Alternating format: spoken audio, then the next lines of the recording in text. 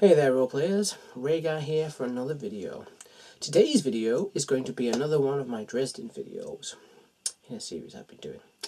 And in this topic we're going to continue talking about city creation. The main topics of this video are going to be themes, threats, faces, locations and relationships. So 5 main topics.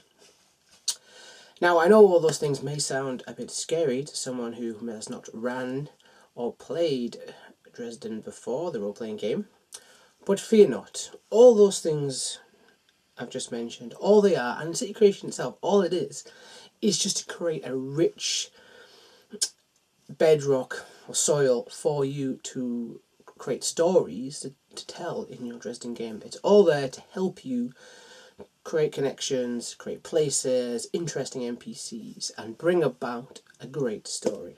So don't be afraid of those terms. I know I was when I began, but nothing to fear. So let's start with themes. Themes and threats, actually, we'll just talk about briefly before we get into them. The book advises that when you create a city that you don't have any more than 3 of either, I believe. And I think that's good advice. Now, these themes and threats will change and develop. They will be removed depending on what the players do, and new ones will come in over time. But to begin with, and during the course, try not to put too many in at any one time to not overload yourself. Okay? So, theme. A theme is, all it is just trying to say what the kind of culture the place that your city is, or the location. Is it, a religious place? Does it have a lot of tourism? What kind of criminal element does it have? Those kind of things. It's just something to say, my city has a lot of this, or kind of is known for this, and here's an aspect on it. Threats are more directed. They can be aggressive, they don't have to be. They're just things that are going on in the city at a time, like criminal elements, supernatural factions, fighting with other supernatural factions. And threat-wise, I always think you should have one that is kind of future-proofing, one that's something that's going to come into play eventually, that is in the city, and that when you play the game you can feel its presence, but it's not something the players are going to really deal with at the beginning. But you want a couple of threats which they can sort of get their teeth into, that they can actually affect and possibly overcome. It's not guaranteed. Like I said, themes and threats change, but there's no guarantee that the players will succeed. Themes can change through the player's actions, but completely erasing a theme is a hell of a lot of work. Now, faces are just NPC characters that relate to these themes and threats. And you usually find these NPCs in locations you define in your city. For instance, police in a police station. You've got, gangsters in a casino or a kind of warehouse, that kind of thing. And you've got, priests, fathers in a church, that kind of thing. Then you've also got the relationships, how those NPCs know each other. Do they know each other from different places, different factions, and so on. So like I said, those 5 things, they just come together to help you tell the story that you're trying to tell in your game, right? But of course, that's a lot of information I've just thrown at you. So let's just go through like a short example that I've come up with, just so you can sort of see what I'm coming with. So, say we've got a city called Vegas. It can be the Vegas that we know and love in the real world, or it can be your own version of Vegas that you just kind of made up and called it Vegas. And we've got a theme, and this theme is called "Those Who Look Beyond the Glitz and Glamour Disappear." And what that theme is, it could also be a threat, but in this instance, a theme. It's a theme that people who come to this city see the glitz, the glamour, the gambling, the kind of the amazing sights that there is to see.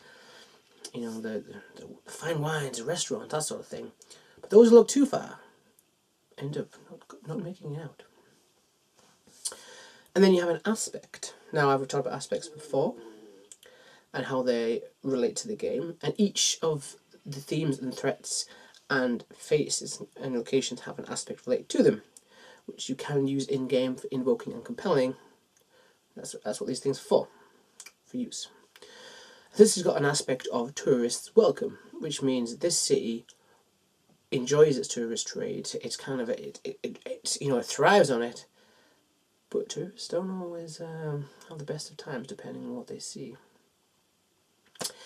Then you've got the faces of this theme, that relate to this theme, that are connected to it. So for this instance, we've got a mob boss called Gilgamesh, and he is in charge of the Dapper Daggers crime organisation. And he's like connected to an organisation which will have its own location. We've also got a detective called Lewis Kavanagh, which again will have its own location and its own aspects. But these two faces are connected to this theme because they are involved in the disappearances in some way. See how it works? Then we've got a threat. Now, a threat, like I said, it's usually either something that has been in the city a while, or something new to the city, or it's something that's like ongoing, like something big, like a turf war, like this.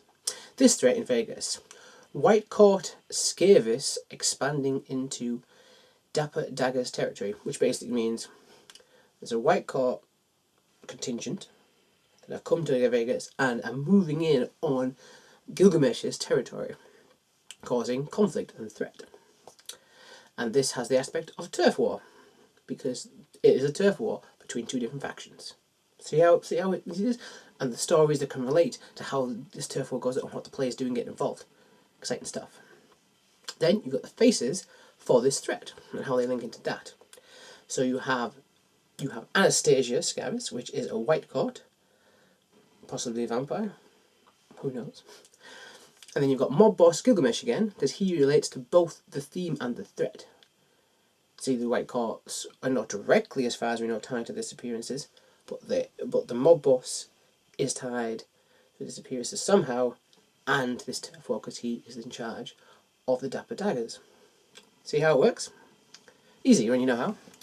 Then you've got a location, and how this ties into themes and threats. So we've got Vegas 13 Precinct, which is like a police station in Vegas, believe it or not. Somewhere, anywhere you want to put it.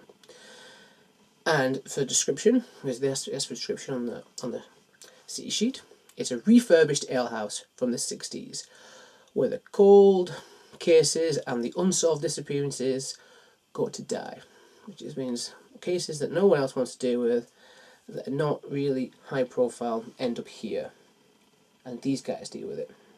And this place has an aspect of overwork and underfunded, which basically means this location, it has a lot of work, but it's not getting a lot of funding, it's not getting a lot of attention, it's not a big winner.